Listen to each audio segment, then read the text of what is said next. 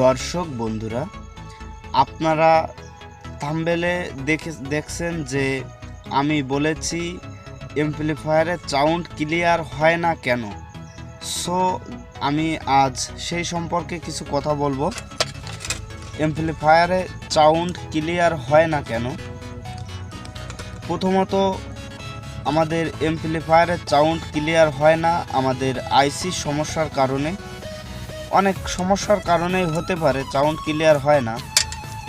So আমাদের main যে সমস্যা আইসির কারণে কিছু সময় সুন্দরভাবে চলার পরে আমাদের সাউন্ডটি হাম্বিং এসে যায় বা অন্য সাউন্ড হয়ে যায়। এই সাউন্ডটা আসে আমাদের সম্পূর্ণ আইসির সমস্যার কারণে। আপনারা খেয়াল করে দেখবেন, যখনই খুব সুন্দরভাবে আমাদের অ্যাম্পলিফায়ারটি চলবে তখন গরম হবে না আমাদের এই হিটসিনটি অথবা আমাদের অ্যাম্পলিফায়ার সেটটি। যখন সাউন্ডটি ব্যাড় অথবা বিভিন্ন রকম বাজে সাউন্ড করবে তখন আপনারা একটু খেয়াল করে হাত দিয়ে দেখবেন আমাদের সেটটি প্রচণ্ড গরম হচ্ছে অথবা আমাদের হিটসিনটি প্রচণ্ড গরম হচ্ছে। সেক্ষেত্রে আমাদের করণীয় হবে, আমরা দেখব কোন আইসিটি খুব বেশি গরম হচ্ছে। দেখার পর আমরা আইসিটি খুব সহজেই চেঞ্জ করে নিতে পারবো।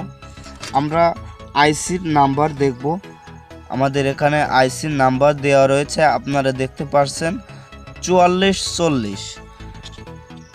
সো যাই হোক, আপনারা যে সার্কিটই ইউজ করেন না কেন আপনারা আইসিতে দেখতে পারবেন আইসির একটি নাম্বার দেওয়া রয়েছে। আপনারা সেই নাম্বারের আইসি এবং অবশ্যই আপনারা আইসির যে পিনগুলো আছে এগুলো গুনে দেখবেন কয় পিন আছে। দেখে আপনারা যে কোনো ইলেকট্রিক শপে যাবেন, গিয়ে আইসির নাম্বারটি বলবেন। 40 থেকে 45 টাকা আইসির দাম নেবে। এক এক জায়গায় এক এক রকম নিতে পারে, হয়তো 2-10 টাকা কম বেশি নিতে পারে, সেটা সমস্যা নয়।